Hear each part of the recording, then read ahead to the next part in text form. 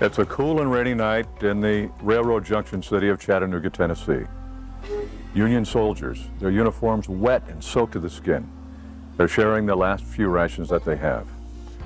Chattanooga, a city under siege, one of the most contested sites of the Civil War. Confederate soldiers surround the city, and Union soldiers are on their last lines of defense. If Chattanooga falls, President Lincoln may never realize his dream of reuniting our nation.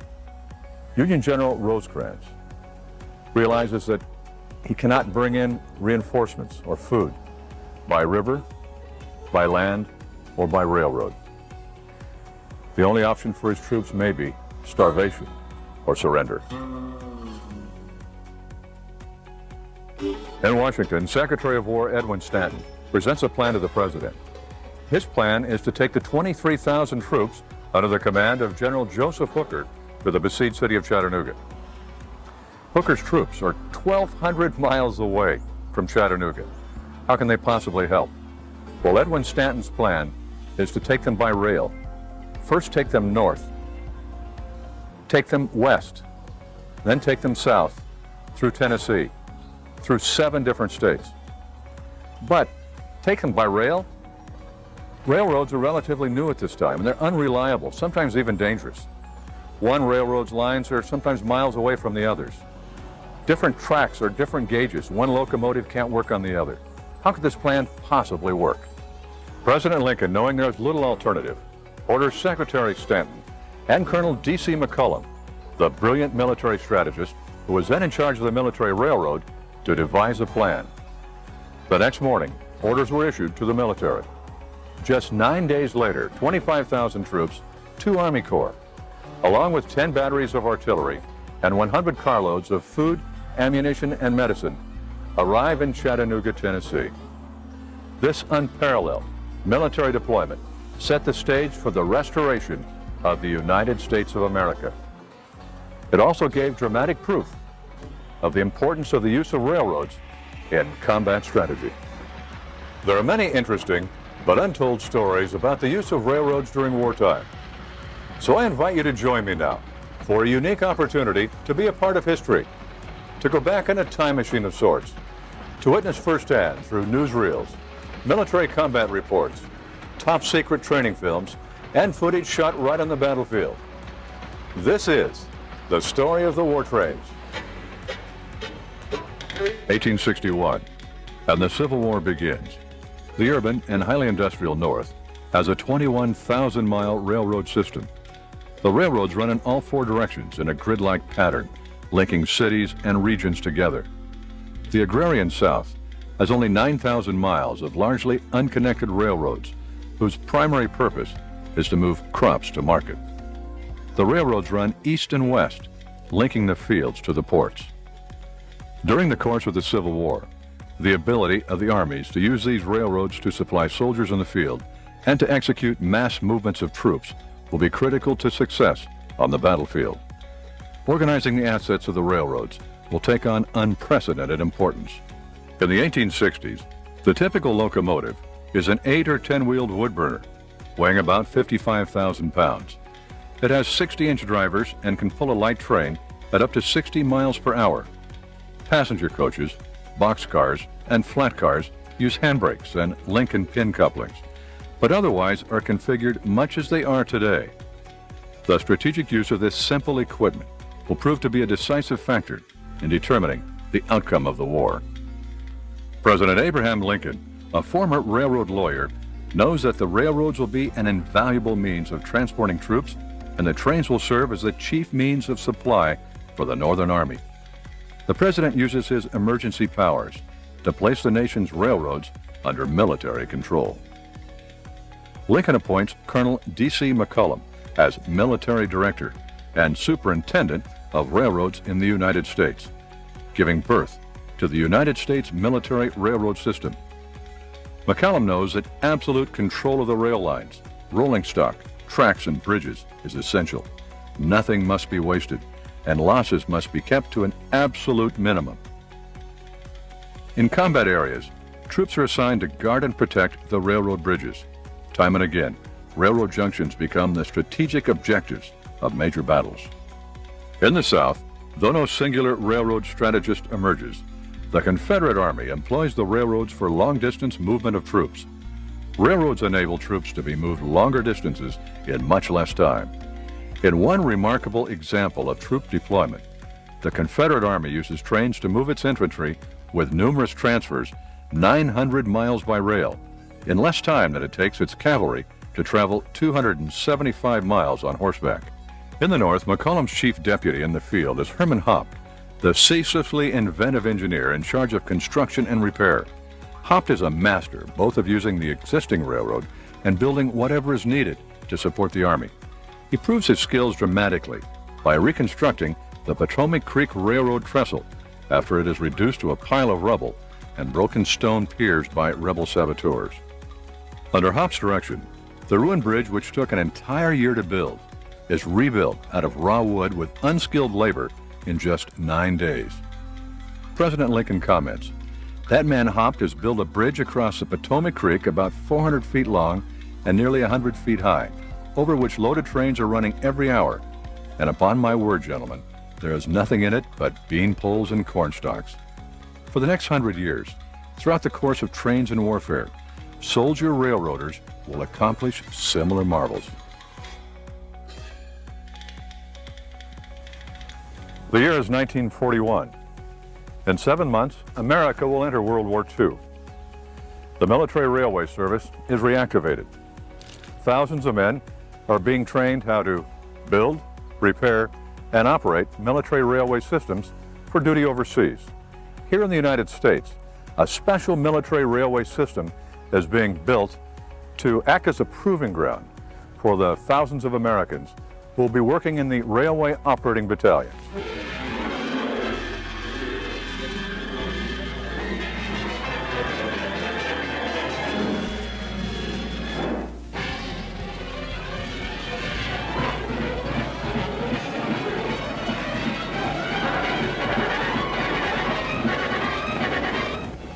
The most gigantic military railroad program in history focuses new interest on Camp Claiborne, pride of the Army Transportation Corps. Railroad operating battalions are trained for the major function of keeping the Iron Horse rolling in overseas theaters of operations. It's part of the long-range plan to solve the vital problem of transporting troops and supplies in pace with the fast-moving Allied offensives on world battlefronts.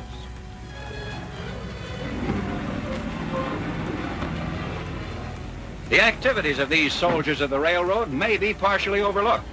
You might even put them into the classification of unsung heroes. But by any name, you're sure to meet up with them somewhere, helping you and your equipment to reach their assigned destinations, safely and in a hurry.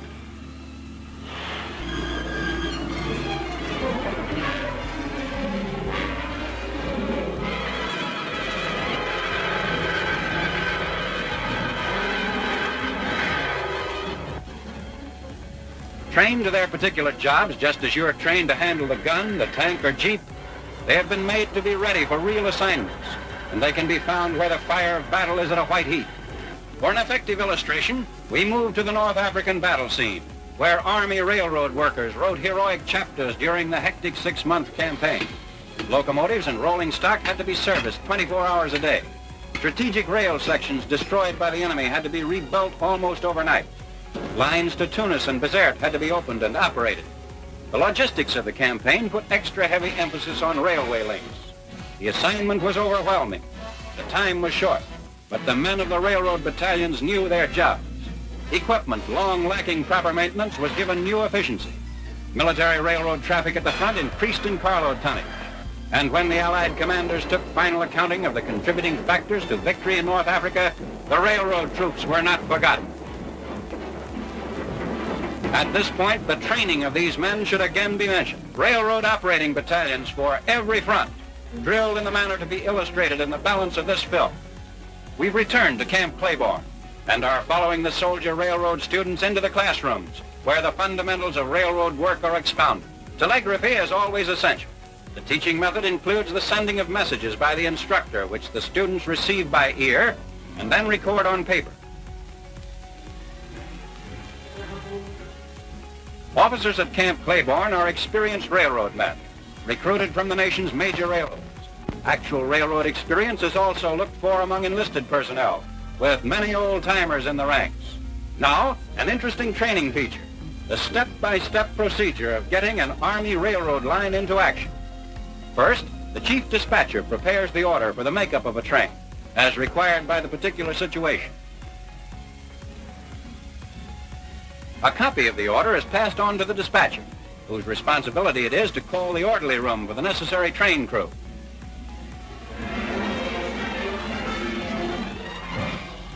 In quick order, the men are on their way. The yard master gives orders to the yard foreman for making up the special train. The yard engine the foreman is starting off will be utilized for the purpose of building up the train, beginning with the caboose.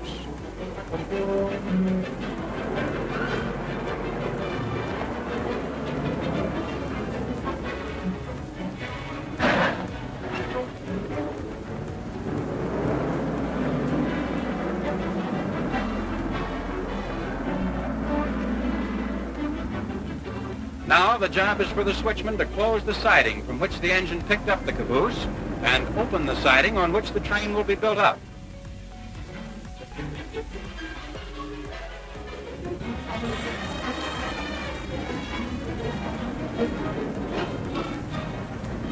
And before long, the train is completely built up. Each car will serve a definite purpose.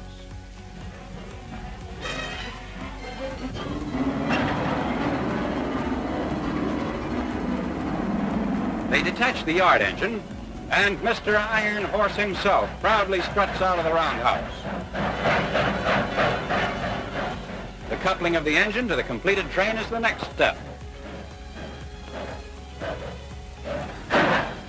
Ready to roll. But first, there are a few details. The conductor checks his watch against the master clock in the yardmaster's office and signs the outgoing train register. Then he receives his orders. The engineer also gets the orders. Meanwhile, the rear brakeman climbs aboard the caboose and hangs out the rear lamp. All hands now wear helmets, gas masks, and pistols. All aboard. The military railroad at Camp Claiborne in operation. The line itself is a 50-mile run between Claiborne and Camp Hope. Government-built, owned, and operated, it was originally designed for the sole purpose of training railroad operating battalions. However, it has since served as a valuable transportation link between the two camps for the movement of troops and supplies. Along the line, the train makes a water stop. Every operation of the Army Railroad has been worked out to take the minimum amount of time.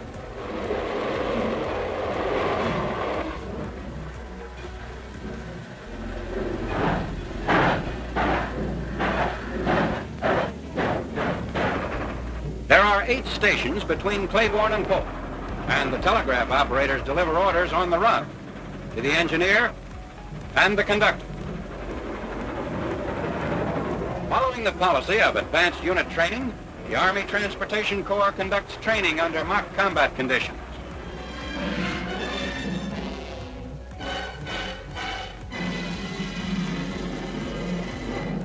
America is at war, solving military transportation problems unique in world history. During 1942, the very first year of the war, the railroads will put forth the greatest voluntary cooperative effort ever seen by private industry, working in tandem with the military and our government. 72% of all freight carried in this country will be done by the railroad. The railroads will move raw materials to factories, troops to training camps, food to population centers. In fact, during 1943 alone, the railroad will move 4.5 times more Army freight than during all of World War I. Because of the billions of dollars spent since World War I to improve all aspects of the railroad systems, including the standardization of equipment and procedures, the railroads are able to avoid the government takeover that occurred during the Civil War and World War I. Instead, movement of both troops and vital materials for military and civilian use are coordinated by the Association of American Railroads and the government's Office of Defense Transportation. This teamwork leads to historic accomplishments. When the threat of enemy submarine attacks stops commercial shipping through the Panama Canal and along the Atlantic coast, it will be the railroads that fill the void. including the transport of nearly 1 million barrels of oil a day from the southwestern United States to the major cities of the East Coast. The railroads will find creative solutions to these difficult transportation problems. But some problems are just bigger than others. Like, for instance, how would you move a Navy ship 1,000 miles across land? Leave it to the railroad to provide the answer. Here is one railroad's innovative way for a half dozen iron and steel contractors in Denver, Colorado to become shipbuilders. In the home yard of the Union Pacific Railroad in Denver, cars carrying locally manufactured sections of a U.S. Navy landing craft are dispatched. The heavy train starts its long trip to the coast, with the sections of the landing craft braced for the rough journey ahead.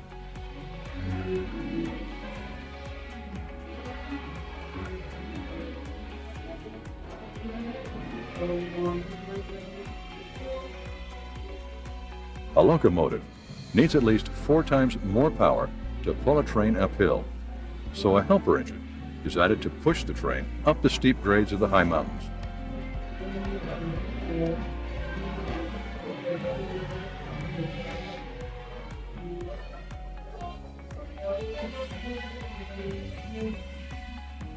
The train, laden to capacity, moves on across the rolling plains, eventually reaching the San Francisco Navy Yard.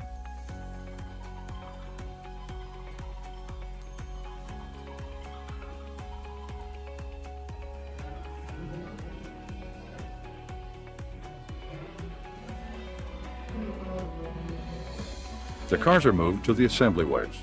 The bracing is cast loose and the train is unloaded.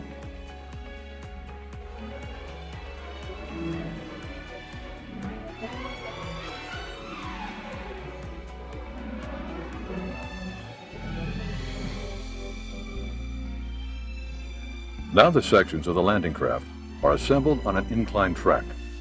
Rolling down the assembly line, the sections are fitted together and a hull grows into a ship.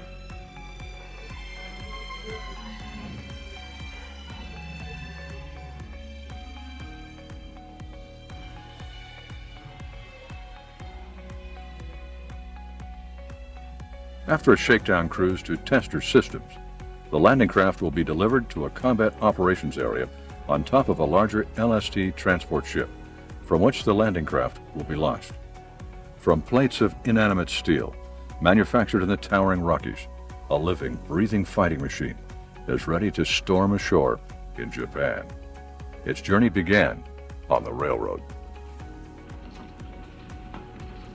During World War II, 90% of military cargo and 97% of military personnel were transported to war by rail from their homes to their training camps to the ports of embarkation. In cars just like this, 44 million men went to war.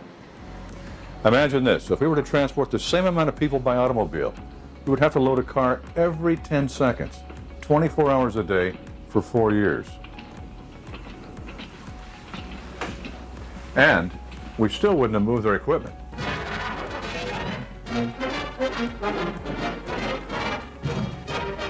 Speeding the machines of war, trucks, motors, tanks, from supply depots inland to ship convoys waiting at seaports, is the war job of America's vast network of 45 great railway systems. Moving an infantry division with full armored equipment requires 65 complete trains, more than 1,350 flat cars and coaches.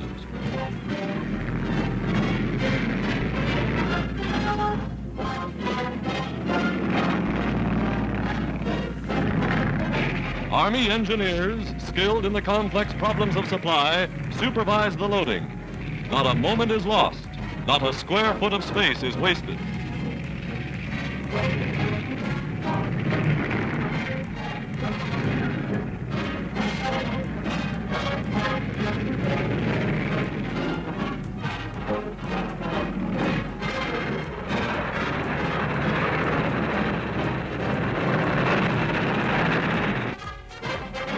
Equipment loaded and lashed down for the trip, troops go aboard. In this way, millions of men of the armed forces were carried by American railways in the first 10 months of the war. From traffic control towers, railway dispatchers operate fleets of troop and passenger trains over 500,000 miles of track. On every line, troop trains have the right of way. Speed is the watchword.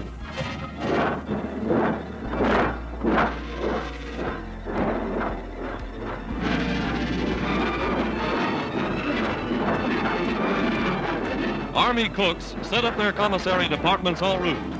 There's no stopping as fresh troops and supplies are sped across the continent day and night. At embarkation ports, ship captains await the arrival of their war cargoes.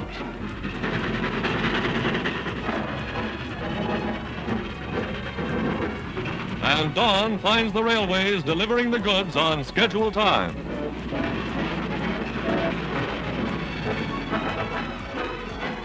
Week after week, these veterans of the throttle are rushing more and more troops to swell the rising tide of armed forces being sent overseas.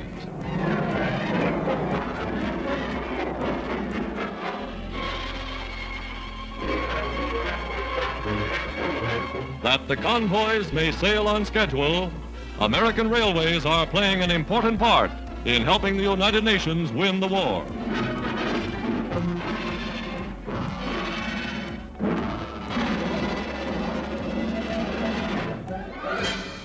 It is January of 1951. At a railroad station in Busan, South Korea, young men ready for war board the trains. With railroad lines running up to the rear areas of infantry divisions, some of these men will be carried all the way to their divisions by rail.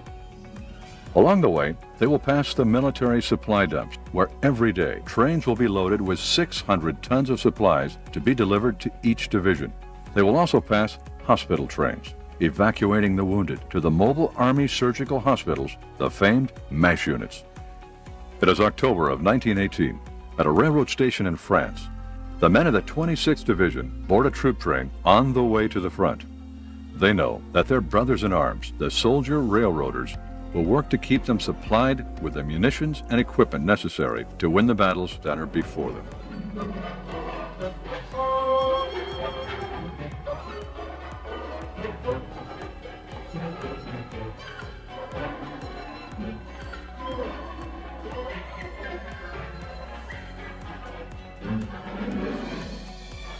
Brakemen wait on top the cars, ready to take their positions when the train rolls out of the station.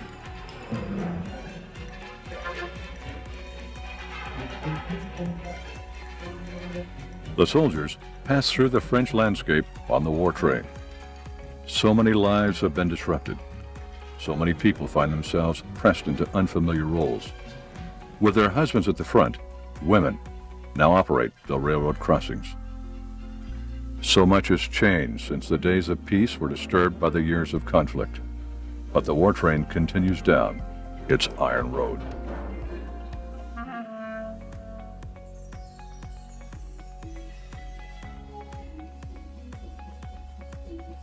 Across the years, across the generations, across the scenes of conflict, the war train rolls on.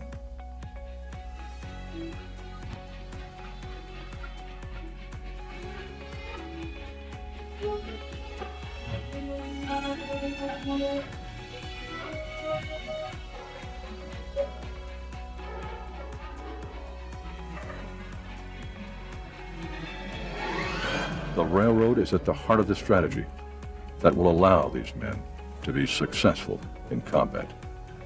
But many battles are before them. Good luck and Godspeed.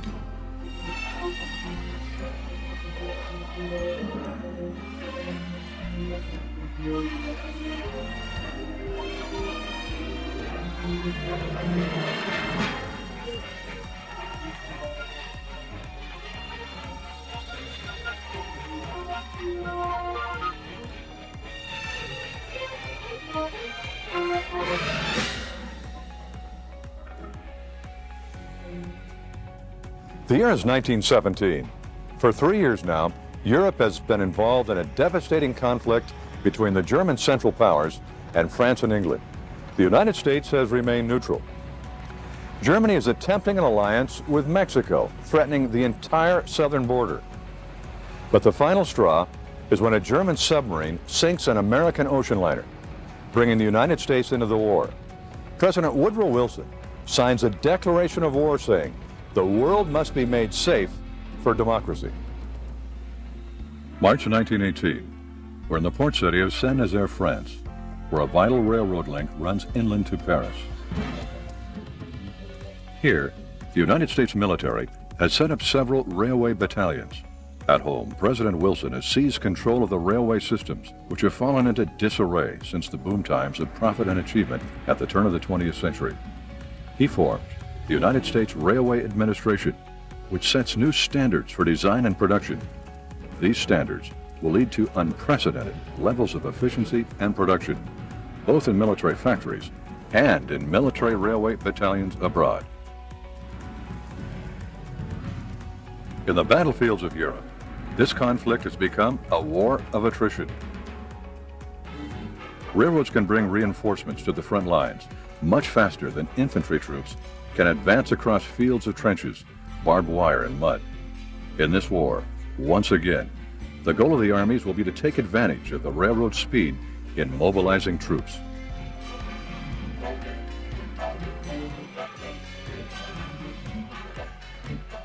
The Military Railway Service, a branch of the United States Army Corps of Engineers, has been sent to France. There are 20 military railway operating regiments, 6 maintenance of way regiments, 8 car regiments, and 12 locomotive shop regiments here to construct, repair, and operate the railroads. The cars being assembled here are manufactured by the Standard Steel Car Company. Arriving in crates containing a jigsaw puzzle of parts, the assembled cars will carry trucks and tanks, provide housing for the men who work with the field artillery, carry ammunition to the front, and contain portable kitchens and field hospitals.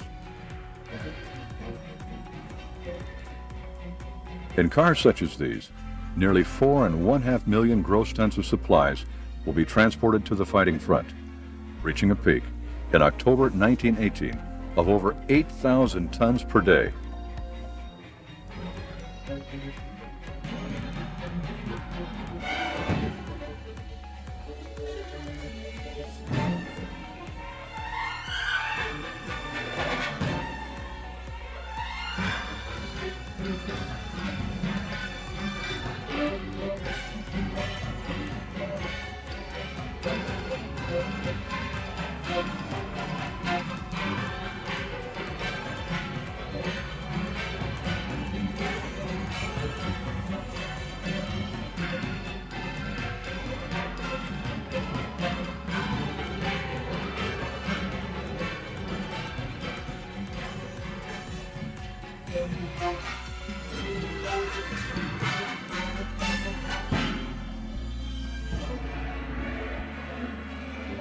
These are steel ammunition cars, which will be used to haul shells and powder bags for a variety of heavy railway artillery, including the United States Navy's 14-inch 50 caliber railway gun.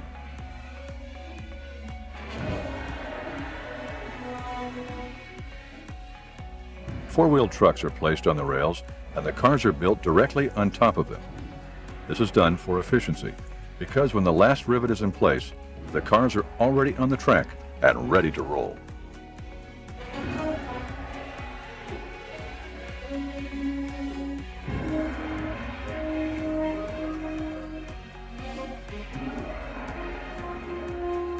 Steel reinforced sides and roof supports are mounted on the car's frame and riveted into place. Some of these ammunition cars will accompany the Navy's 14-inch railway guns. Between the first shot fired on September 6th through the armistice on November 11th, the Navy's heavy railway artillery will fire 782 rounds of 1,400-pound shells at a distance of 17 to 22 miles.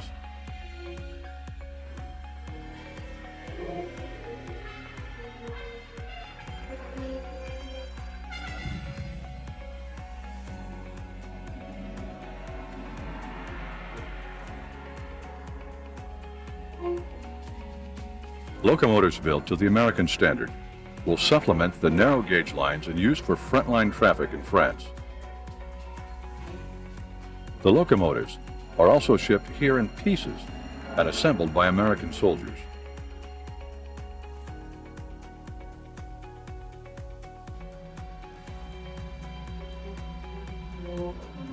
Baldwin Locomotive Works of Philadelphia, Pennsylvania, is devoting its entire manufacturing capacity to the construction of railroad equipment for the war. It builds the Iron Warrior, the standard gauge steam locomotive, which will be used for high-speed, long-distance, large-capacity transport. Baldwin will also construct narrow-gauge locomotives and rolling stock, as well as manufacture a total of 6.5 million artillery shells. The name Baldwin has been associated with railroads in combat since the Civil War, when the company introduced a standardized system of interchangeable parts. Baldwin began to develop standardized gauges during the war between the states and had perfected a set of master gauges by the 1890s. During World War I, all parts with machine surfaces are accurately fitted to these master gauges. The Baldwin locomotives assembled here in Saint-Nazaire are consolidation-type engines with a 280 wheel configuration, 21 by 28-inch cylinders, and 56-inch driving wheels. The engine has 35,600 pounds of tractive effort and weighs in at 166,400 pounds. That's 83.2 tons. More than 2.5 times the weight of Baldwin's Civil War locomotives. Here the locomotive's frame is lowered onto its wheels, which are already in place on their axles. The large wheel size indicates that the locomotive is intended for high-speed running over long distances.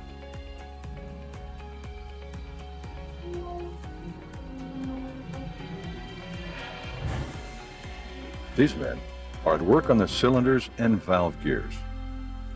Steam entering the cylinder forces the piston backwards, moving the drive shaft and causing the wheels to turn.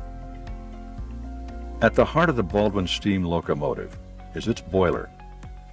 The boiler barrels are made up of circular steel rings. The semicircular section attaches to the firebox. Boiler tubes run through the boiler from the firebox to the smoke box. These tubes carry the heat of the fire through the water in the boiler and then exhaust the smoke out through the stack.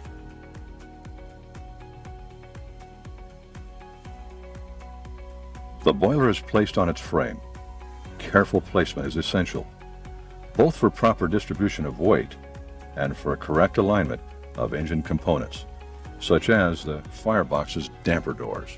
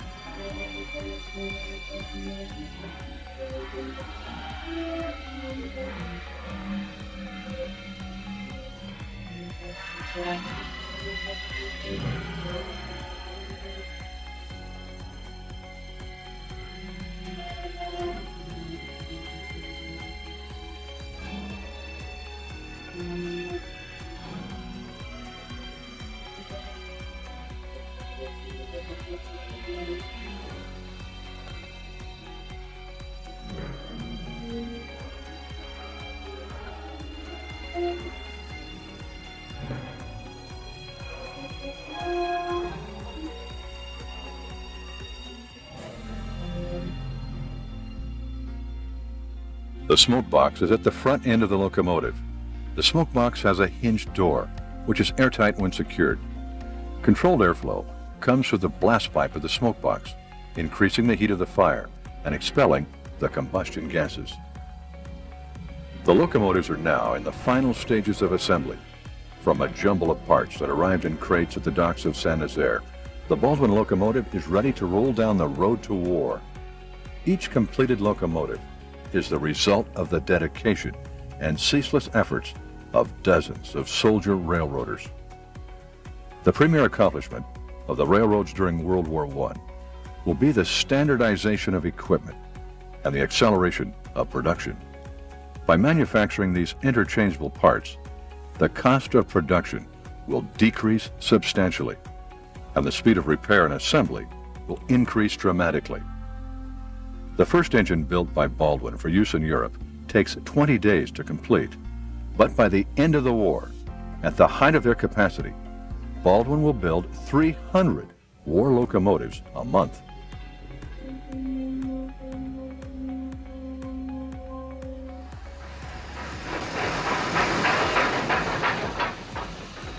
(1944), Quebec, Canada. The war train delivers English Prime Minister Winston Churchill to a meeting with American President Franklin Delano Roosevelt. In this latest of a series of conferences to discuss war strategies, Roosevelt and Churchill will talk about the results of the coordinated Allied war effort. Also on the agenda is a discussion of the transportation of munitions to Russia as they continue their attempts to break down German defenses on the Russian front.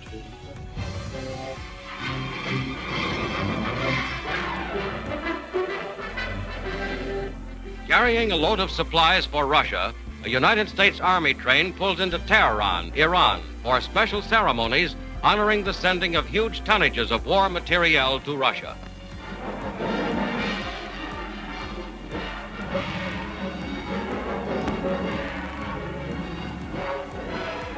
American General Theodore Osborne of the Persian Gulf Command breaks a bottle of vodka over the powerful diesel locomotive.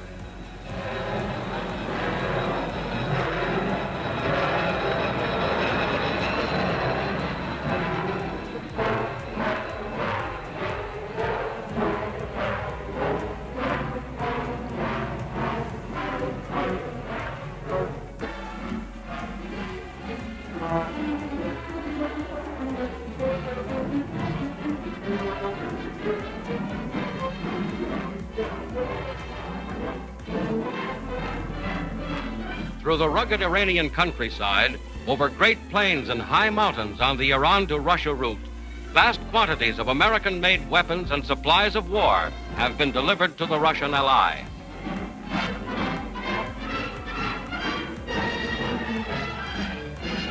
The freight yards of Tehran are a vital junction between the American and Russian war machine.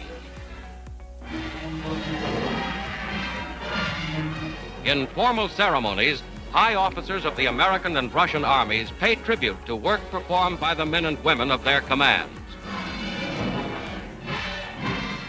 The special train comes in, now drawn by a Russian locomotive with Russian personnel.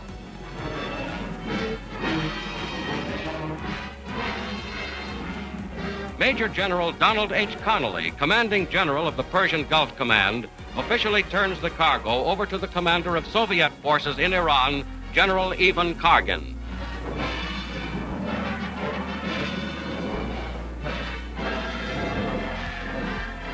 The train's flags are transferred from American to Russian guards of honor.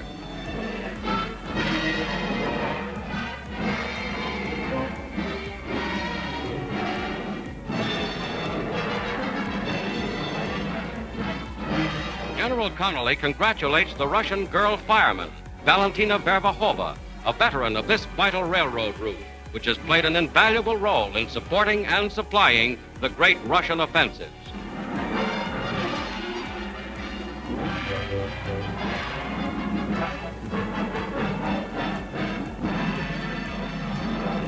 (1944). The war train rolls into Berlin, delivering Adolf Hitler's military leaders to an audience with the German dictator. Hitler's goal of world conquest, beginning with the total domination of Europe, has begun to unravel on all fronts.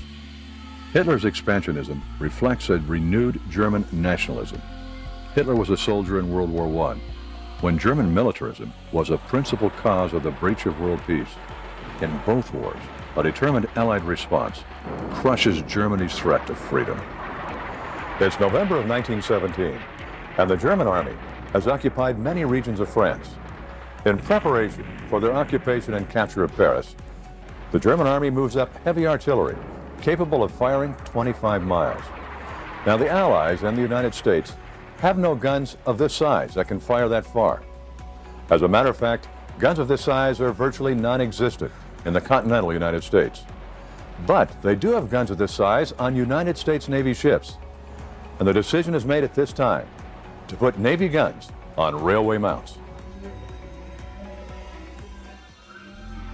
Now in July of 1918, components for the Navy guns and their artillery trains arrive in Saint-Nazaire.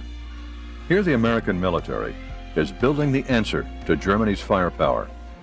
Because gun design had been revolutionized at the turn of the century, many armies, including the French and the Americans, find themselves short of modern equipment during World War I. Heavy railway artillery is an answer to the shortage of firepower.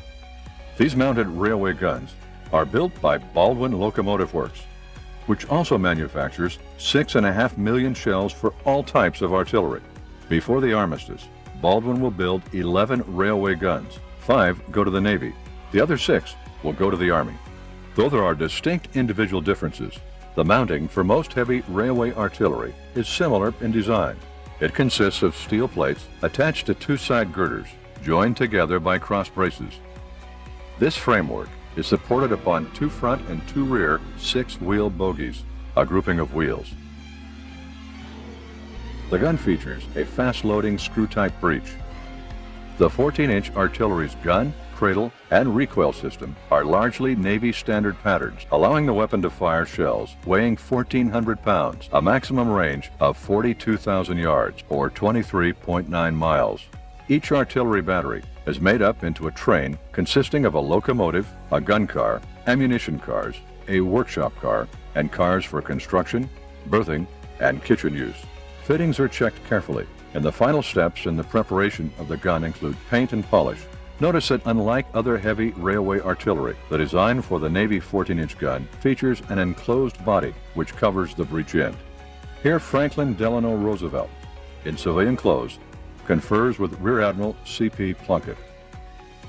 Roosevelt, the 36-year-old Assistant Secretary of the Navy, strides alongside Admiral Plunkett for a tour of inspection before the gun leaves for the front. This weapon will be invaluable in the field against German positions.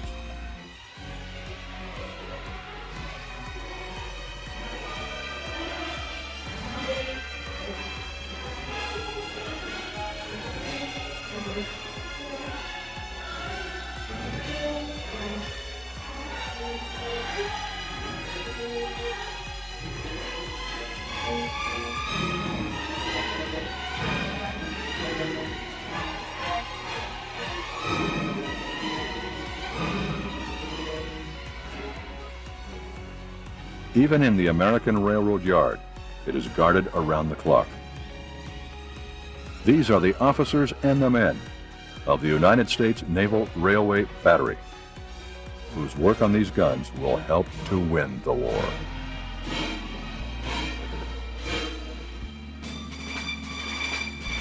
Here in France, 60-centimeter narrow-gauge track is being used by the railroads for logistical supply. In the United States, factories producing supplies for the railroads are geared up to produce standard gauge equipment. So standard gauge tracks are used here in France to transport men and equipment longer distances at higher speeds. Narrow gauge track and equipment, already in place in France, is used for low-speed transport on low-grade roads. Since French military railway bridges and tunnels are already laid with narrow gauge equipment, this gauge is extended forward to the front lines.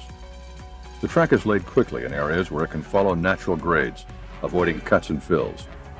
Long in use in mines, quarries, and industrial areas, narrow gauge track is less costly and lighter weight than standard gauge track. Trainload after trainload of raw materials are brought to the places where new rail lines will be built. This includes wooden ties and steel ties, rails of iron or steel, and prefabricated track. The men are well trained in the procedures to follow to lay new track efficiently and expeditiously. The narrow gauge track reaches forward to the battle lines from supply dumps on standard gauge lines. More than 13,000 U.S. Army troops are engaged in the construction and operation of these light railways.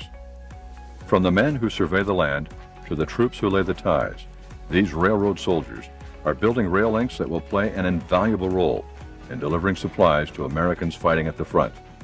There is a precision in their movements and a plan to be followed.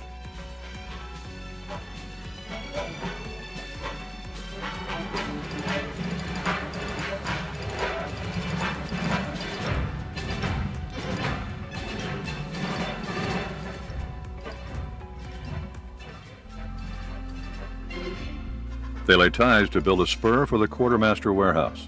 They lay steel rails that will be the lifeline conveying ammunition and supplies to the First Army. They haul rock to study the line running into newly captured territory.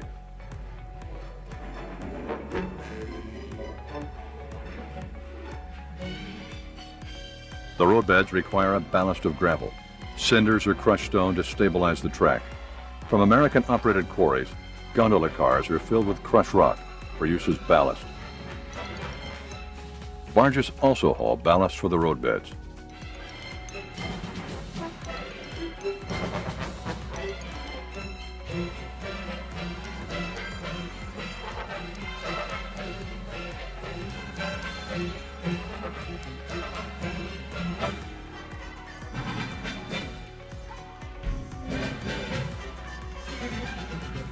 The filled gondola cars are taken directly to the site of track construction and unloaded.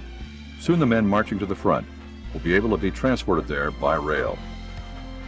These railroad soldiers will build or repair more than 300 miles of narrow-gauge railroad track.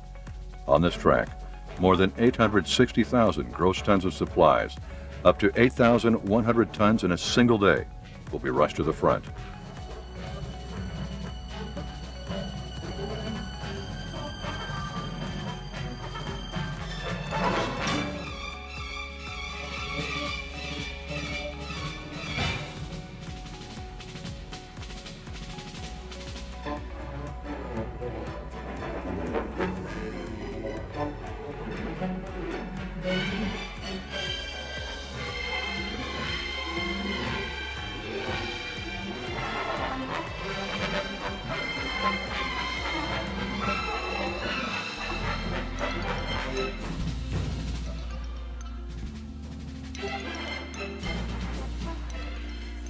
These men who fight with ties and rails play a role as important to the war effort as those who fight with rifles. These are the men of the American Expeditionary Force Division of Light Railways and Roads, and they are called the 301st Military Railway Service, the 21st Light Railway Engineers, the 528th Engineers Service Battalion, Colored Troops, the 1st Pioneer Infantry.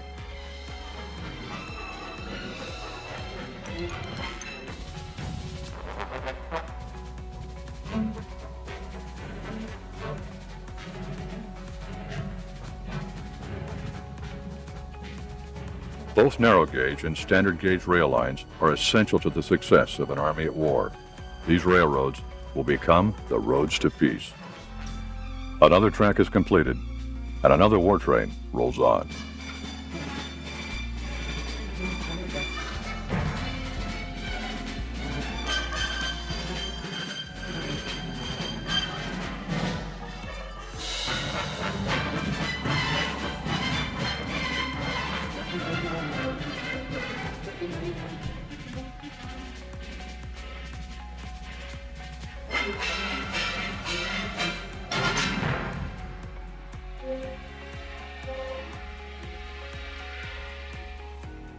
If the railroad is the lifeblood of transportation to the battlefront, the trench engine is its muscle.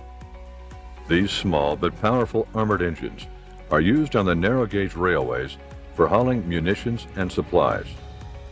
Built by American troops in France, trench engines have lower profiles than standard gauge road engines, as well as armored, reinforced bodies.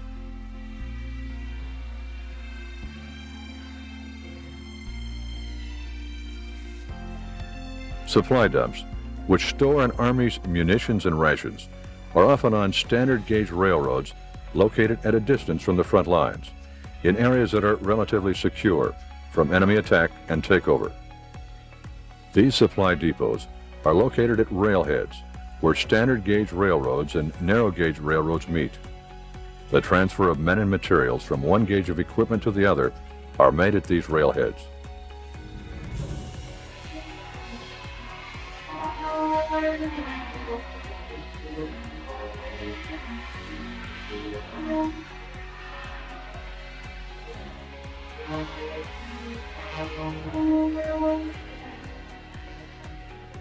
Here the trench engine, with its train of rations and supplies, begins its journey to the front lines through the fields and villages of war-torn France.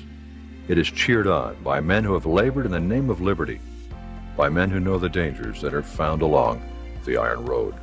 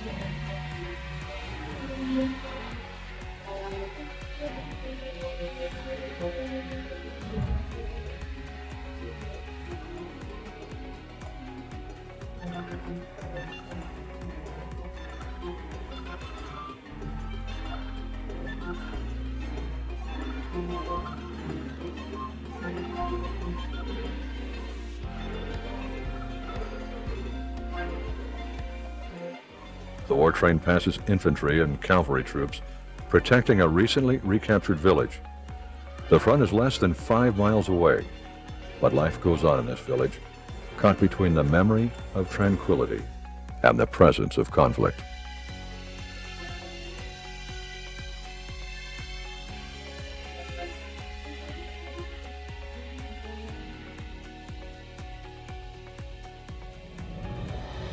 One month ago at Chateau Thierry, troops of the U.S. 2nd Division stopped the German advance on Paris.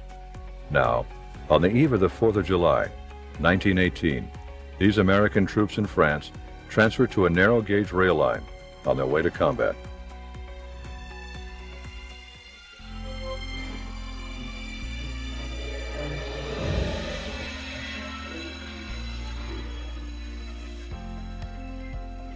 They are far from home, and the fireworks they are soon to encounter are of the lethal variety. Though we do not know their names, we will remember their faces.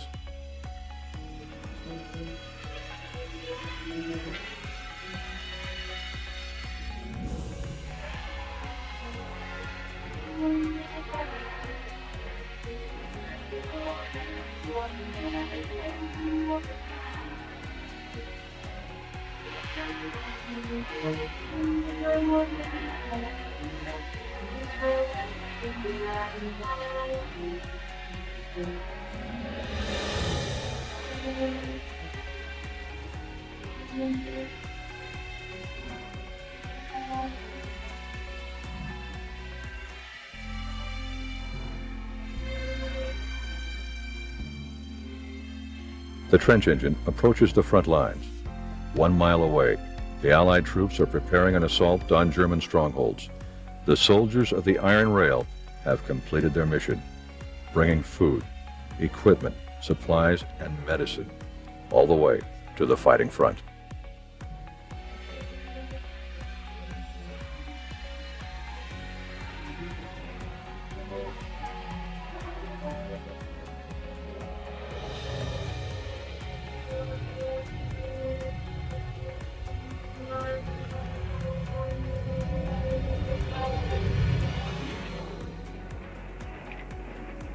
This is not a machine. It is the handiwork of freedom. This is the love of liberty made manifest, the tradition of working together for the common good, the legacy of pride in country, and the courage to sacrifice to preserve freedom.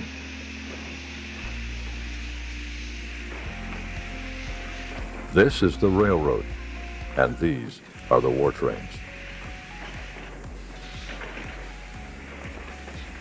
The road ahead will bring the trials of war, but in the hearts of these men, a simple dream lives on.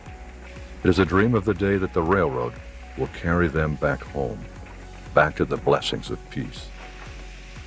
So may God bless the railroad, and may God bless the soldiers of the Iron Road. It's September 30th, 1943, Naples, Italy.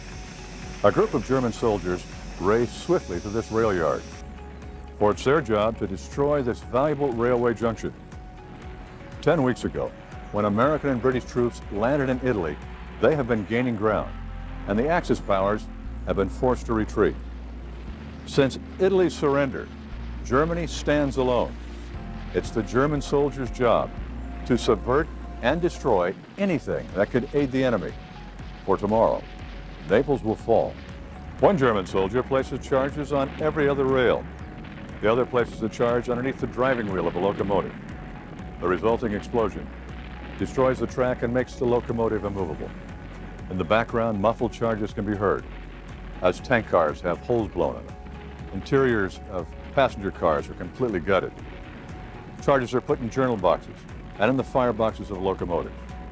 By the next morning, the entire rail yard is a landscape of twisted, smoldering metal. On October 1st, 1943, the Allied powers capture Naples. 1861, the start of the Civil War. The railroads, which will be a key to victory, are targeted for subversive warfare. Every mile of track, both north and south, will be hotly disputed. Both sides realize that control of the railroads will determine the outcome of battles. What an army cannot control, it must destroy. For the first time, artillery is mounted on special railroad cars. 13-inch siege mortars weighing over 7.5 tons are placed on railway flat cars and protected by wooden or metal shields. The weapons are aimed by moving the rail car along a curve on the track until the target is acquired. The armies explore methods of ambushing enemy trains. Derailing trains is a favorite tool of both northern and southern saboteurs. Train crews stay alert for missing rails or piles of ties placed across the tracks, and guards are placed near strategic railroad bridges. The rails themselves are targeted for destruction. Rails are pulled from the ground and placed over a stack of wooden ties. When set afire, the rails contort out of shape and become molten metal. These stacks of ruined rails, called Sherman's neckties, are strewn across the remaining tracks. E.C. Smead of the Union Army Construction Corps invents a set of horseshoe-shaped clamps, which, when attached to rails, twists them in a spiral and renders them unusable. Herman Haupt experiments with bridge demolition, using a torpedo-shaped explosive placed in holes in the wooden trusses. Confederate General Stonewall Jackson, transporting his men on little-known southern railroads, cuts northern supply lines and routs the Union forces protecting the critical Manassas Gap Railroad junction. Union General William Tecumseh Sherman's march through Georgia reduces Confederate railroads to scrap iron and ashes. Freight cars are destroyed by fire, leaving miles of track congested with their ruined frames and their metal wheels. Locomotives are ruined when cannonballs are shot through their boilers. Subversive warfare takes a toll on the combatants as well. The hospital train is introduced for the rapid evacuation of the wounded from the fields of fire, and the United States Military Railroad Hospital is founded. For the next 100 years of railroads at war, armies will develop these pioneering techniques of subversive warfare against trains. Civil War rail-mounted mortars will become the U.S. Navy heavy railway artillery used in World War I. The Union Army's Smead clamps will give birth to the German Army's Scarifier, the track-destroying device of World War II. Bridge demolition, once accomplished by a Confederate soldier's torch, will yield to the time-delayed high explosive used to destroy bridges in Korea. Railroad subversion in the Civil War drags on for 4 years, but in the end, geography is destiny. With almost all of the locomotive factories located in the North, the South cannot replace its wartime losses. Without the use of the railroads, the Confederate rebellion is essentially defeated before the first shot is fired. Sabotage can be as simple as putting sand in this journal box. Yeah, that was easy. Now that would take out this entire rail car. Or it can be as complicated as putting a time bomb to take out an entire train. That's why men of the military railway system always have to be on guard. The year is 1968. The place? Vietnam at the height of the conflict.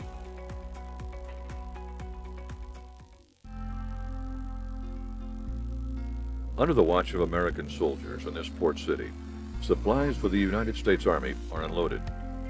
They will be transported by train to American supply depots, then strategically deployed to the armies in the field. These crates contain the supplies that are the Army's essential support: food, clothing, medicine, munitions, radios, and other communications equipment. Security will be the key to their safe delivery.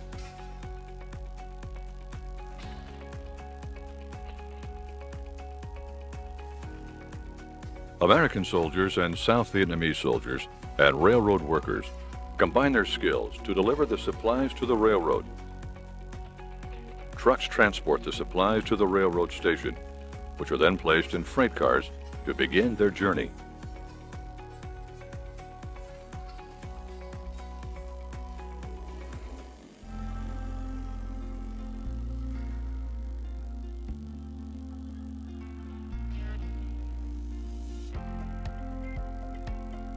Massive forklifts called RTs, rough terrain fork trucks, are used to load thousands of pounds of equipment onto flat cars.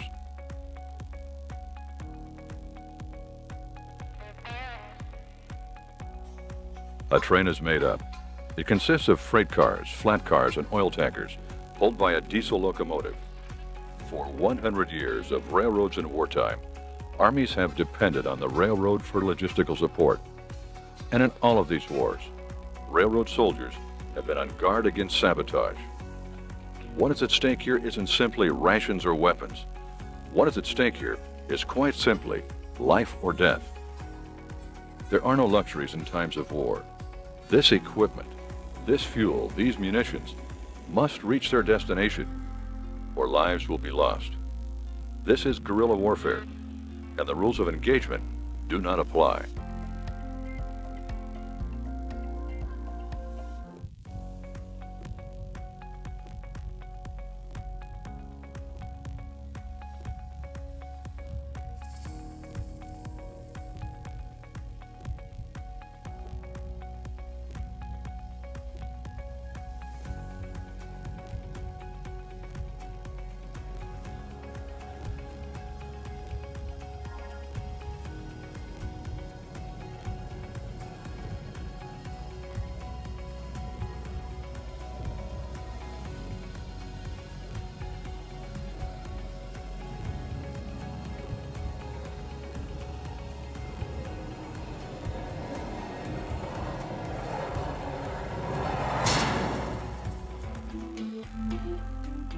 You begin your journey down a dangerous road.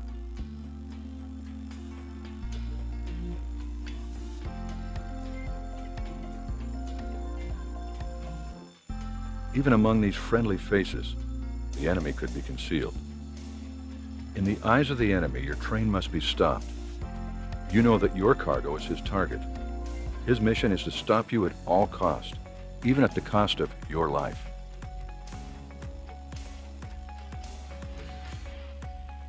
Every bridge you approach could disappear out from underneath you, collapsing in a ruin of smoke and fire. Every moment you're on this railroad bridge is a test of your belief in your fellow soldiers, in the men who have guarded this bridge and kept it secure from sabotage. It looks okay if no one let his guard down, if no enemy approached under cover of darkness. It looks okay, but you're riding a potential catastrophe on wheels, a train laden with fuel, which could suddenly become a fireball.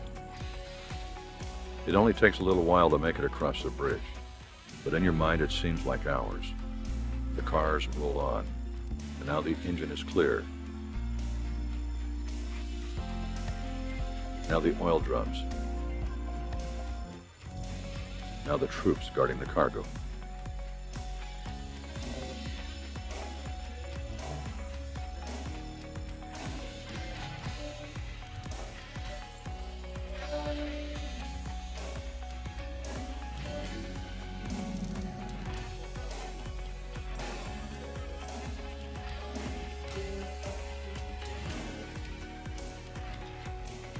People passing by look harmless, but you ask yourself, friend or foe? You keep alert for snipers. You scan the track ahead of you for signs of sabotage. the damage that might derail you, the explosives that might destroy your train and kill your men.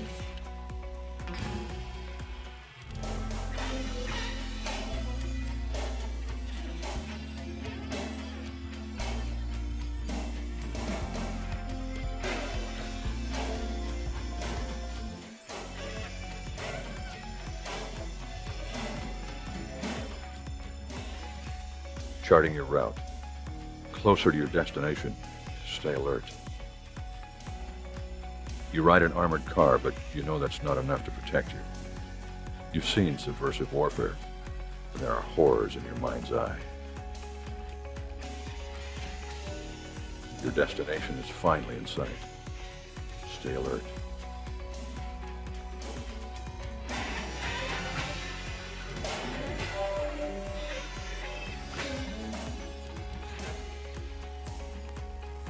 Report your arrival to the guards waiting just ahead with a telegraph powered by a hand-cranked generator. End of the rail line. Your mission's complete. You want to rest, but you stay on your guard. In war, there's no safe place. And no train is safe from sabotage.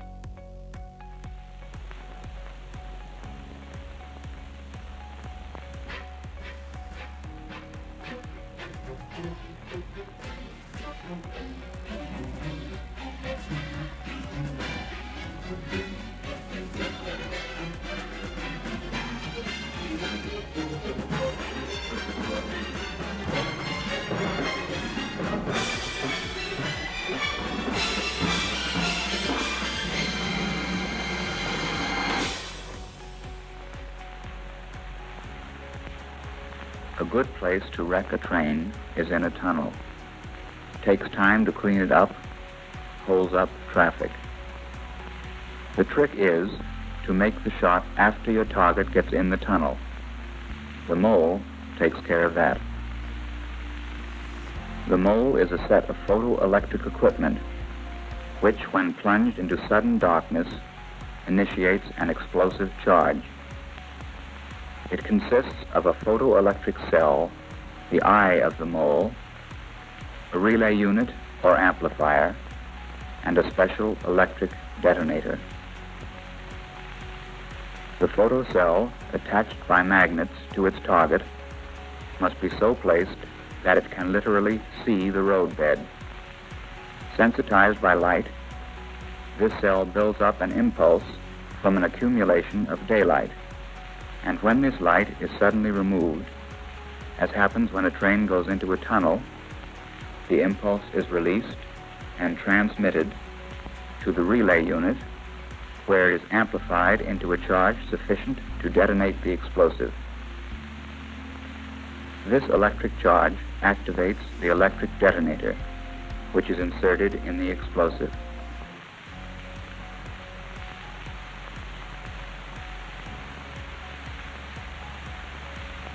Before using the mole, however, a test run was made to find out where to place a charge to get the most complete wreck.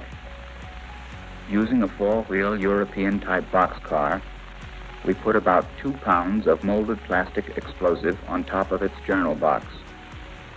You reach the journal box between the pedestal and the wheel. The charge is well hidden there by the pedestal and spring. We put this car on the end of a long train of flat cars, got moving, and for convenience, set the shot off electrically from inside the coach. Watch for the explosion on the left-hand side. We put the charge on the forward wheel of that side.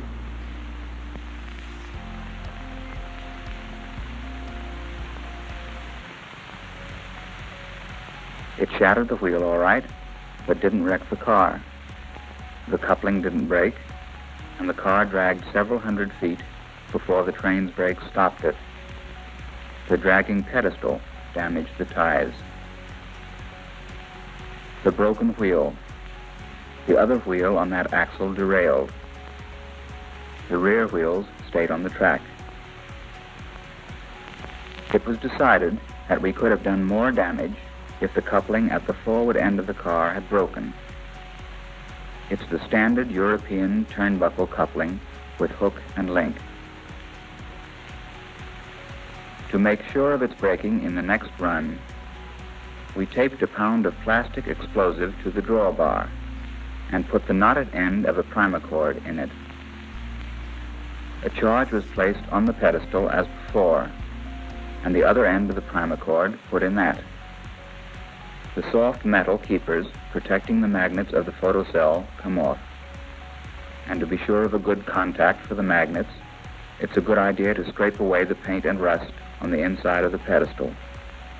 The electric detonator goes into the explosive.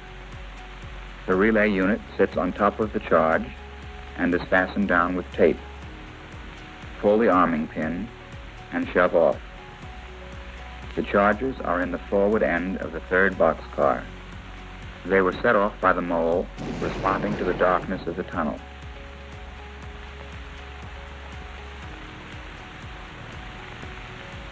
The charges shattered the wheel and part of the coupling, wrecking the train about 125 feet beyond the tunnel. The car carrying the explosive wound up upside down. The 3 cars behind it were completely wrecked. You can see what the drawbar explosion did.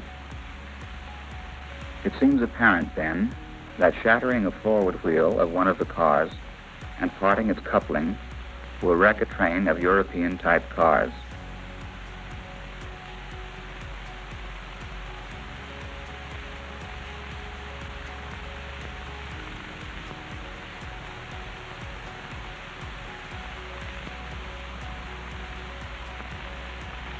To cut the axle, we used a linear-shaped charge containing 6 pounds of cast 50-50 pentolite. The bracket to hold it is made to clamp to the underside of the center sill of a freight car. The charge is secured in the bracket with 3 set screws. A hole takes the special electric detonator, which normally would connect to a mole. The charge was mounted directly over the axle, with its base about 9 inches above the top of the 5-inch axle.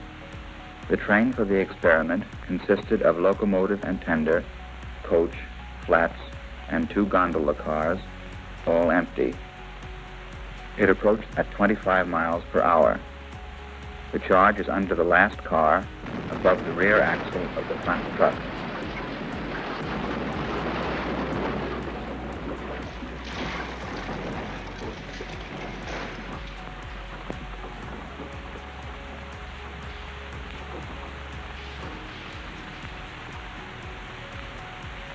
Watch the beating the rear car takes after the axle is broken. The journals work free of the bearings. The airline severed by the explosion sets the brakes on the whole train. One wheel under the middle of the car tangles with the air brake gear, jacking up the rear truck as the train comes to a halt. The journals of the broken axle came out of these empty boxes. The other wheel is jammed under the middle structure. The center sill where the charge blew. We believe that the wreck would have been even more serious if the disabled car had been followed by a train with a heavy load. With the proper detonators and amplifiers, the mole will activate any type of demolition that can be placed on a train. Its purpose is to cause this kind of a mess in a tunnel. It is the age of warfare on horseback. 2 soldiers place explosive charges on a bridge at its most vulnerable point. This is the Pioneer and Demolition Section of the United States Cavalry. Their objective, the destruction of rail lines, bridges, and telegraph lines, helping to halt the advance of the enemy.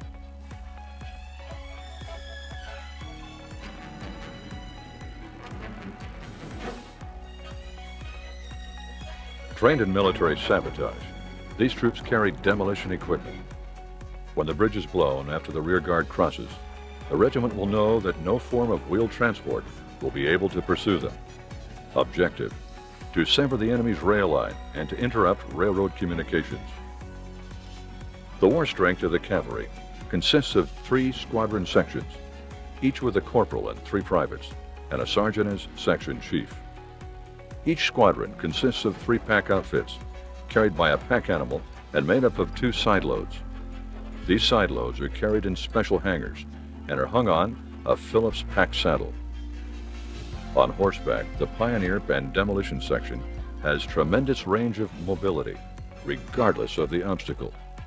This allows them to pursue objectives that cannot be reached using other forms of transportation.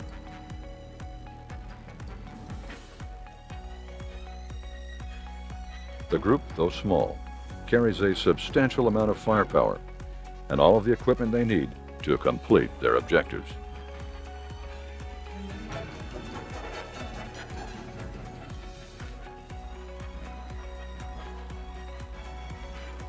This box contains the Pioneer outfit.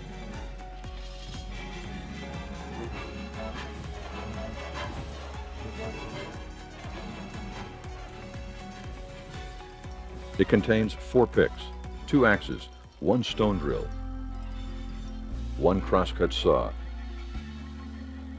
6 mining shovels, and 1 sledge. These demolition packs contain 50 pounds of explosives and incidental equipment.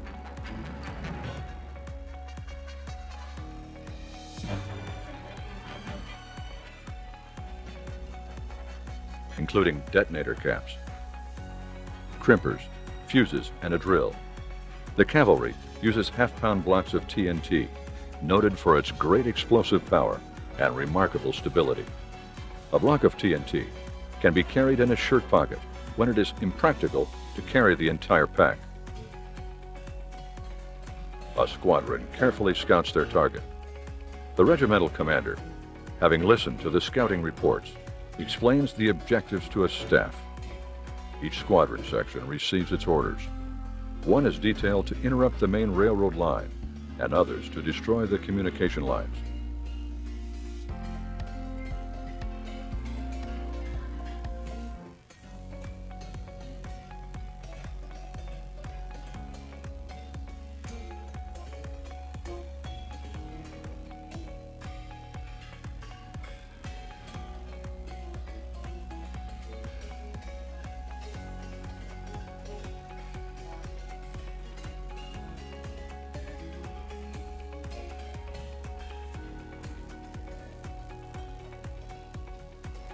TNT offers an effective means of knocking down telegraph poles. Several blocks of the explosive are placed together on one side of the pole and are held securely in place by wrapping tape around the pole and the blocks.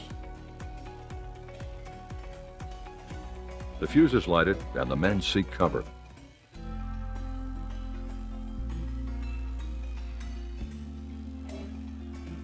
The resulting explosion demolishes the pole and cuts the wires. Another squadron will cut the wires at another location. The lead squadron reaches the railroad track, which it is to destroy. Properly placed, a few blocks of TNT will effectively interrupt rail communication. The charge is prepared. It consists of 2 blocks of TNT staggered on opposite sides of the rail. When detonated, the TNT will cause an explosion that severs the rail.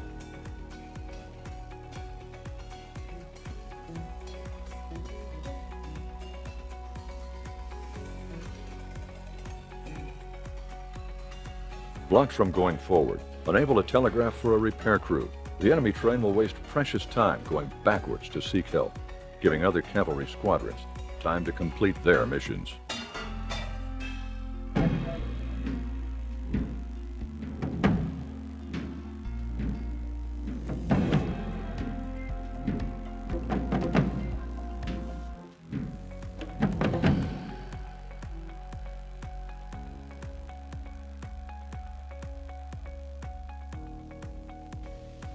Wrecking trains is serious business.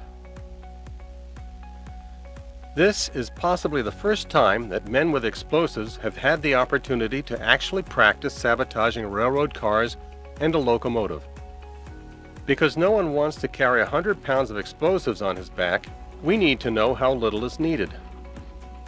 While she's still in one piece, let's introduce the opponent. The 280 locomotive tips the scales at 53 tons, tender at 49. First two gondolas, gravel-loaded and groaning under a gross weight of 65 tons each. Third gondola, filled with ties, hugging the track with a 40-ton burden. The remaining cars, empty, weigh in at 25. Okay, let's back up here. Have you any ideas on how to wreck a train? Sounds easy, doesn't it? It would be easier on a curve, but we're going to wreck this one with only two 8-ounce charges of plastic explosive on a straightaway. Placed 6 inches apart, they will blow a 12-inch gap in an 85-pound rail.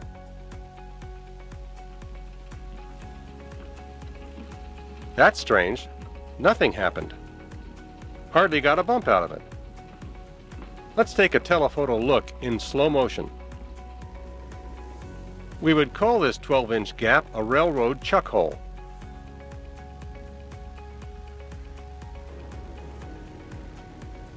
But not a trap for wrecking trains. Evidently we didn't place the charges far enough apart.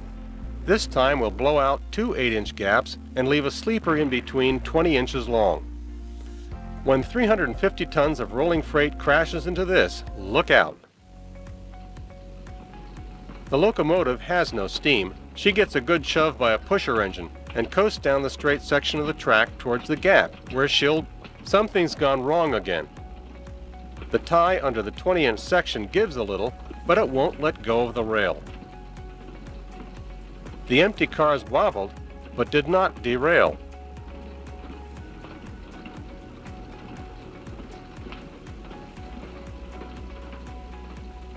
So we'll knock out that 20-inch sleeper. With a 36-inch gap, she'll go caboose over engine.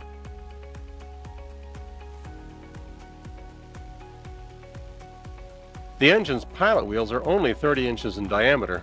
When they drop off the track, the driving wheels should drop off also. Well, what they should do, they didn't.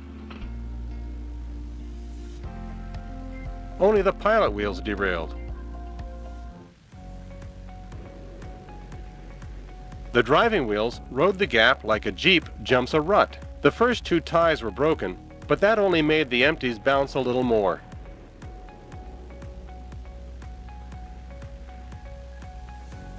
The 36-inch gap should have done the trick, but what we really need is a gap in both rails. So we'll take a 30-inch section from each track. The two gaps are exactly opposite, and there won't be the tendency of one wheel keeping the other headed back for the rail. Keep your eye on the gaps. That's where she'll wreck. Another dud. Wait a minute. No use going on with this run.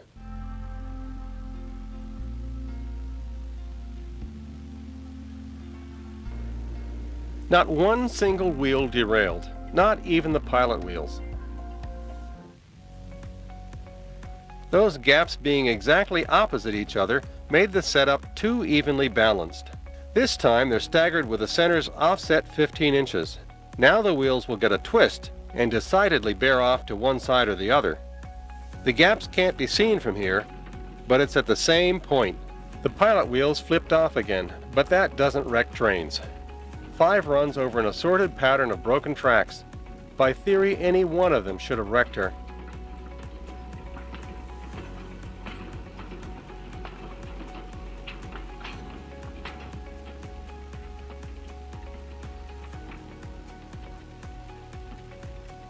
But there's one fact that we positively know. No train can float over a 58-inch gap. The pilot wheels are 30 inches in diameter and the driving wheels are 50. Trains run on tracks, not ties. That's simple deduction, with the kind of logic that makes for good train wrecking. This time we'll give our stubborn customer an extra wide berth. She'll hit that open space at 26 miles an hour, and when she does, nothing happens to the engine. Tender, first, second, third, fourth. Ah, now we're getting somewhere. Let's take a closer look at that. Running light, the wheels bounced right off the track, but those are the empties. The loaded cars are still on the track. These cars really hang together.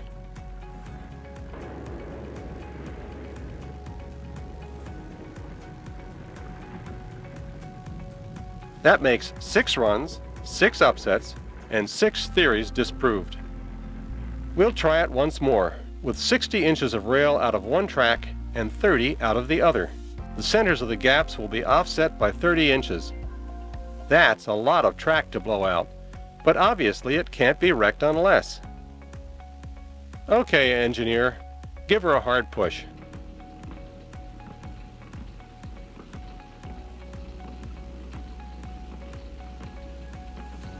Here she comes, and there go the cars.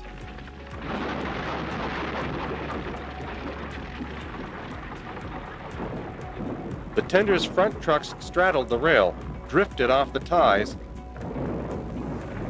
and wrecked the other cars. But the old iron horse just wouldn't bite the dust. We now have a better understanding of why efforts in subversive warfare sometimes fail. By these tests, we have proved that wrecking engines is not easy. To minimize the uncertainties of success in the field, the Office of Strategic Services intends to continue experimental operation. Italy, October 1943. Behind the lines are the smoldering ruins of a railroad track and miles of twisted railroad ties pulled from the ground by the subversive weapon known as the Scarifier. Retreating German soldiers worked frantically to destroy railroad bridges before they fall into the hands of the Allied armies.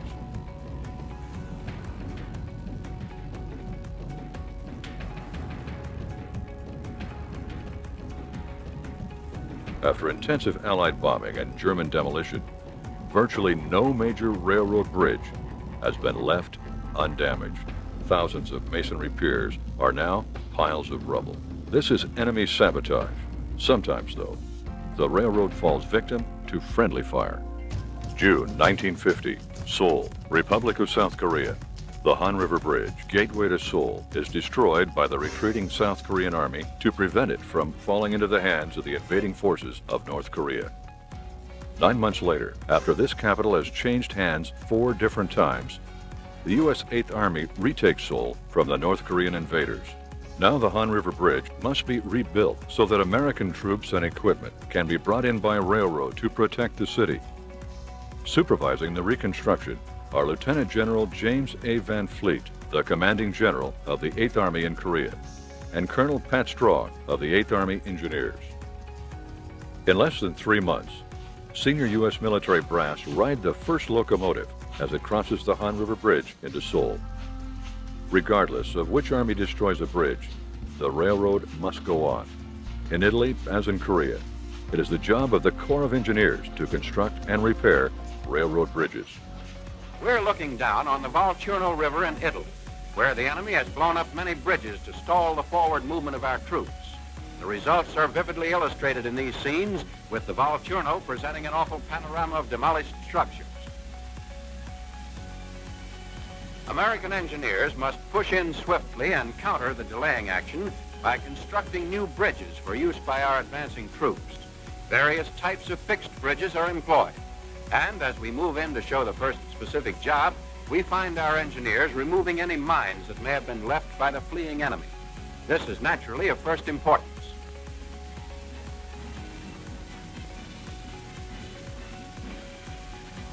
Now a surveying party makes use of the transit to lay out the center line of the new bridge. Next comes the preparation of the abutment. It is to be emphasized that all the scenes in this film were photographed by combat camera crews. They recorded every operation possible to shoot under the conditions. Engineers unload parts for a Bailey Bridge, a prefabricated portable structure already used extensively in this war. The panels shown here are part of the launching nose. They are held together by panel pins. Transoms serve as the supporting beams of the roadway. Before construction is completed, it's necessary to push the partly built launching nose out over the gap. Stringers are placed to support the chest. The latter are held in place by ribbons or curbs which are bolted down by ribbon bolts in the manner shown.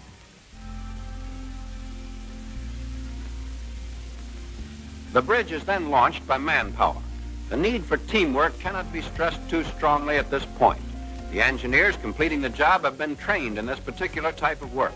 They know just how to handle any situation.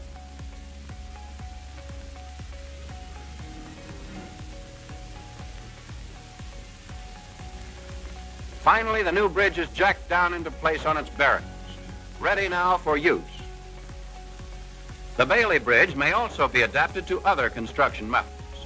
For instance, as a railroad bridge of the type shown, a 120-foot triple double type supported at its center by the remains of a demolished pier. Those destroyed piers in the distance represent what was once a 1,200-foot bridge. Reconstructing the old bridge would be a job requiring too much time, so the engineers proceed as follows.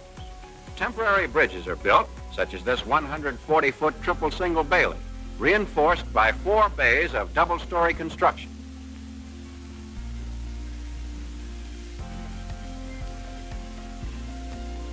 Floating as well as fixed bridges are employed. And here we see one of the temporary ponton bridges, built so that heavy equipment can be moved over the river.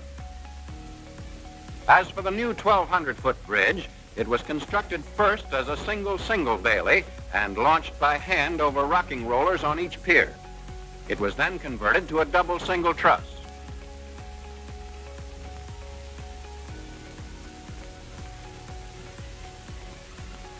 A problem of supply sometimes presents itself. The Bailey Bridge equipment is needed in a forward area. So, here a trestle bridge is built underneath the Bailey. The Bailey equipment can then be removed and carried forward for bridge construction elsewhere in the combat zone.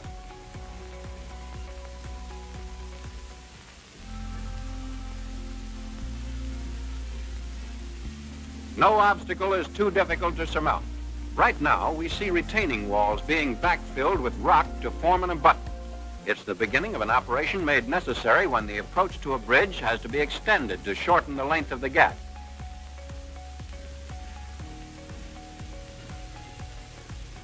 The A-frame on the bumper of this truck is used as a crane to move logs and stringers into place. The retaining wall is tied into the bank by headers and guy wires, with railroad rails used to help hold the wall.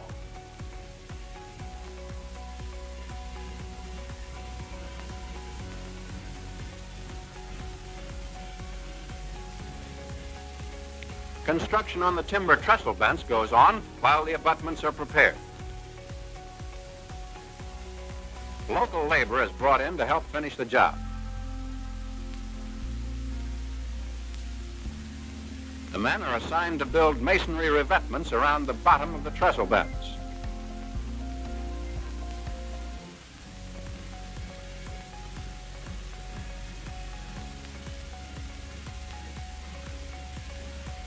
Protection is provided for the concrete while it's setting.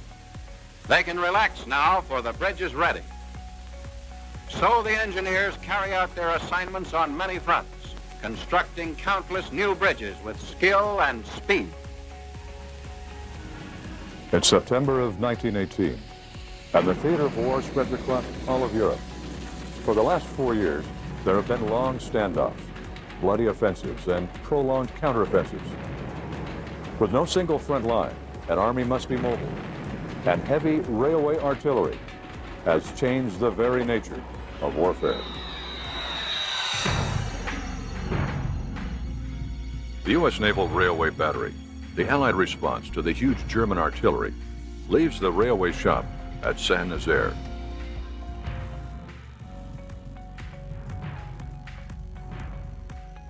Accompanied by the French railway guns, the American railway artillery moves out to mount an offensive against German-held bases and positions.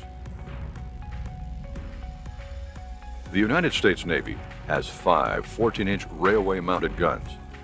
Guns 1 and 2, manned by American crews, are sent out to supplement French guns northeast of Paris. The first American target is Tournai, an important German-held railroad junction. It is here that the first American gun crew will fire the first American gun at a German target.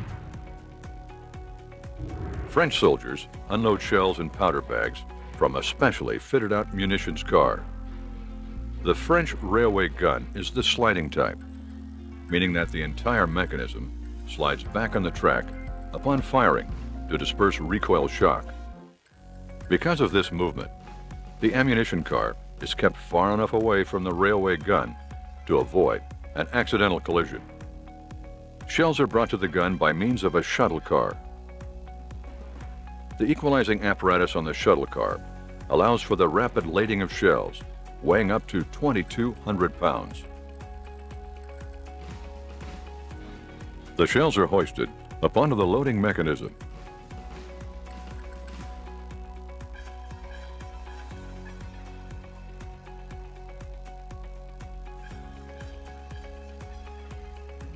Two men move the shell down an overhead trolley, where it is eased into the breech.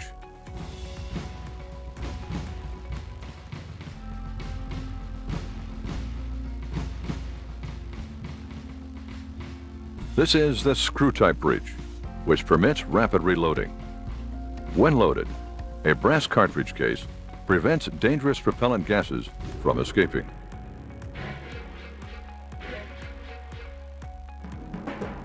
The railway gun is elevated and the target is acquired.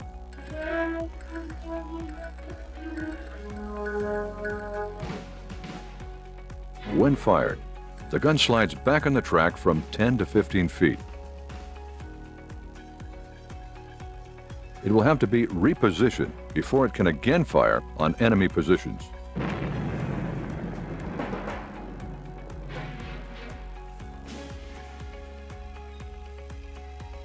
The year is 1918, the place Verdun, France. The U.S. Navy has deployed 5 great guns in the field, similar to dreadnought turret guns. Guns 3, 4, and 5 are here. Today, their target is a railroad junction. The Great War has seen unprecedented growth in the mobility of artillery. It accompanies the foot soldier, supports the cavalry, attacks fortresses, defends coastlines, and now, with the use of railway mounting, heavy railway artillery has become the battleship of the field, capable of firing 1,400-pound projectiles for a distance of nearly 25 miles. These gun crews, traveling with a rail-mounted battery, are quartered in the train, which carries berthing and kitchen facilities. Here, the Commander-in-Chief of the Atlantic Fleet, Admiral Mayo, and his staff inspect the battery. These guns are pit-mounted. Work crews move ahead of the guns, digging pits and laying rails across pit foundation materials. The mounting is then bolted to a heavy cast bed plate, which prevents the gun train from sliding back on the track when the gun is fired. Recoil shock is dispersed into the pit foundation. A 14-inch shell weighing 1,400 pounds is unloaded from the ammunition car. Overhead, an Allied aviator returns from a reconnaissance flight behind German lines.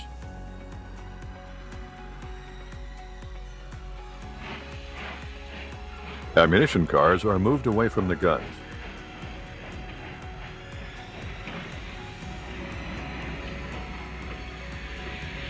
A small stand of trees serves as camouflage for the artillery train.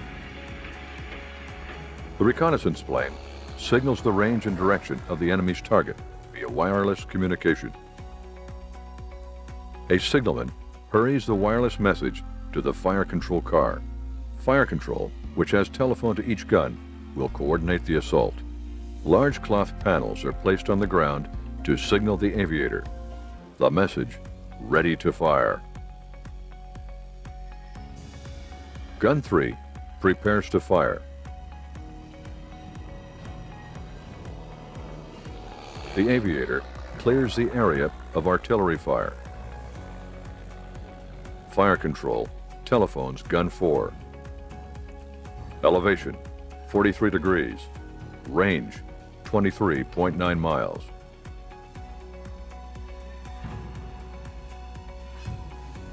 The gun is elevated.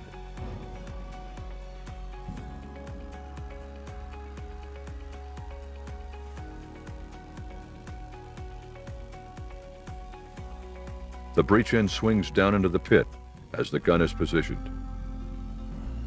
The Gun 5 signalman receives his instruction, direction, elevation, range, all ready.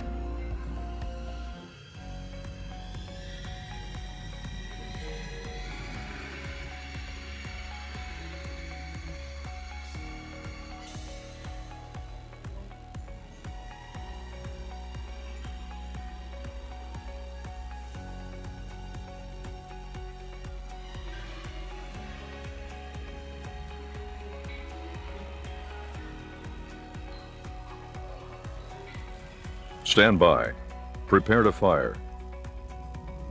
The command is given. Gun 3, fire. Gun 4, fire. 3, fire. 4, fire. Gun 5, fire. Fire, fire, fire.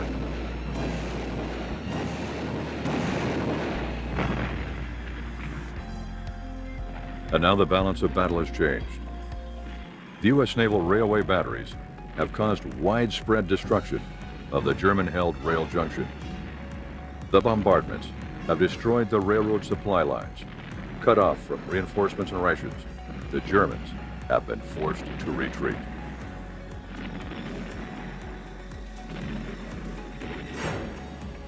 There are two ways of looking at heavy railway artillery. If you're firing it at your enemy, it's one of the best weapons you can have. But if your enemy's firing at you, it's one of the weapons you fear the most. In either case, there's many casualties in the cause and effect of war.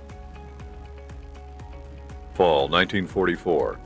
Paris has been liberated, and the German army, squeezed between Allied armies in Italy, France, and Russia, engages in increasingly frantic efforts to protect its dwindling territory. Soon little will be left except the fatherland itself, if the Allies can be kept from crossing the Rhine River. Under cover of camouflage netting, the artillery has slept. Now it comes alive, ready once again to answer the call of war. With captured French railway artillery, with Germany's own massive railway guns, with rail-mounted coast defense guns, the German army stages a desperate defense. The heavy railway artillery, which caused such incredible destruction in World War I, is now an old soldier, all but obsolete since airplanes became the weapons of choice for heavy bombardment in this Second World War. Its age, however, has not affected its power.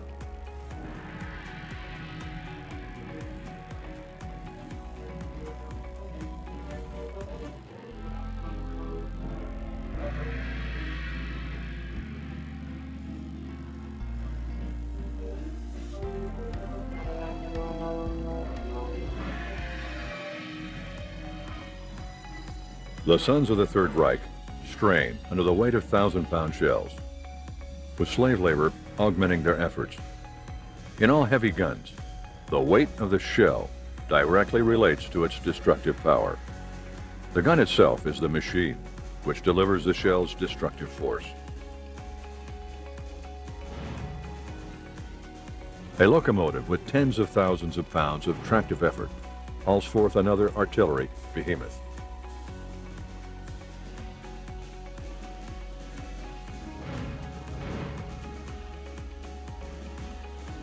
Now is revealed the descendant of the Paris gun, one of the most powerful pieces of heavy railway artillery of the previous war. The huge barrel strains skyward. The direction and distance are set. Across many miles, the gun rains death and injury on the unseen opponent.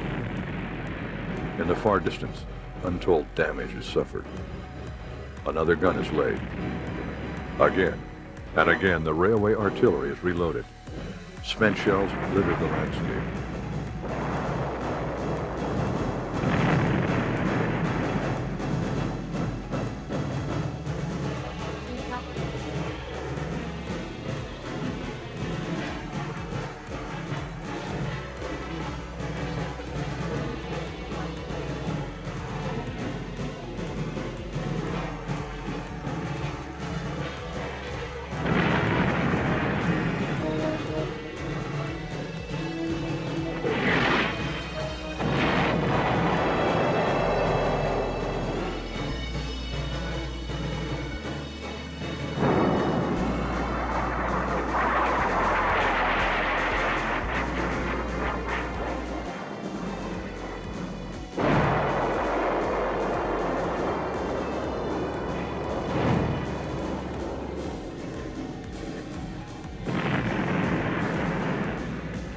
The German soldiers follow their shots, hoping that the advance has been stopped.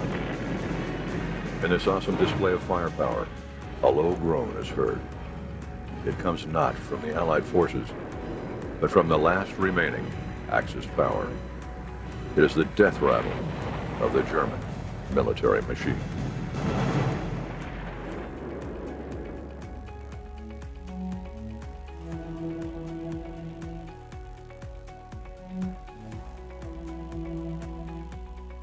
The front line, Toul, France, 1918. For these sons of America, the rail line is a lifeline, the line to healing, the line away from the rigors of battle.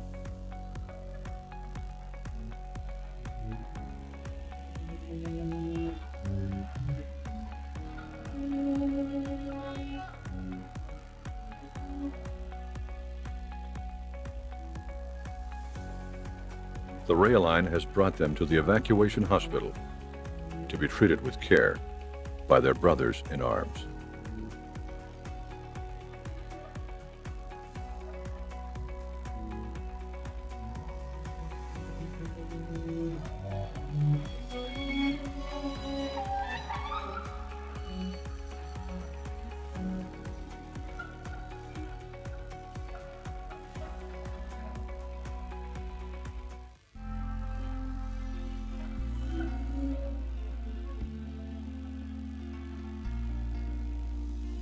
Here a hospital train waits for them, waits to take them away from the noise and the pain and the closeness of death.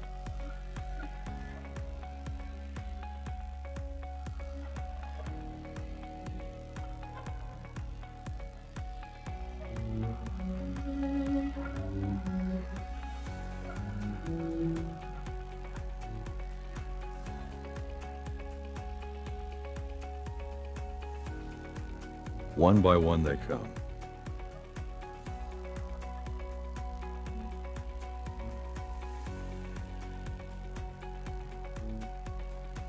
Some borne on the shoulders of their comrades, some struggling, except a friendly hand.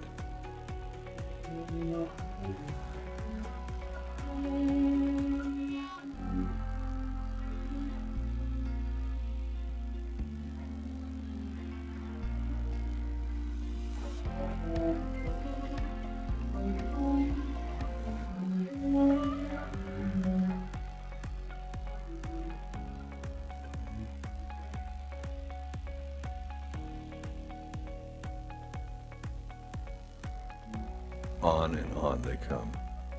America's hope for a future which at last promises peace. 250,000 wounded.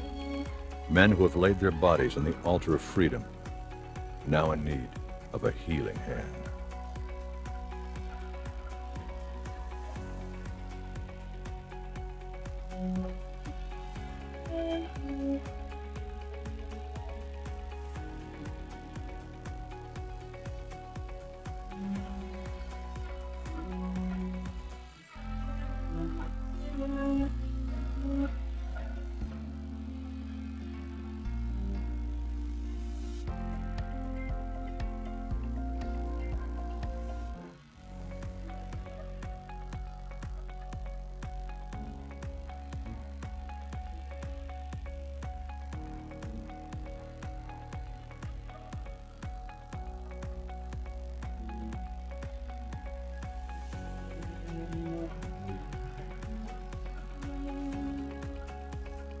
Here in the hospital train, they will find the doctor who will aid them and the corpsman who will tend them.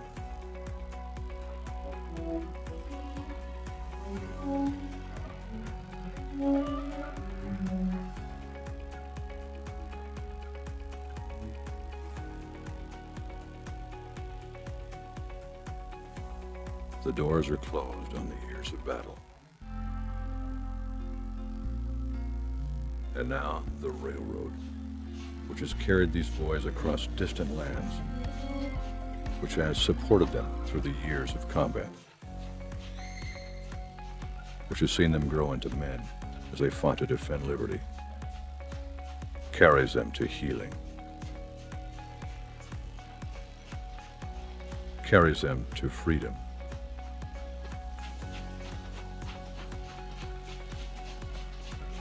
Carries them back to loved ones, waiting silently by the door.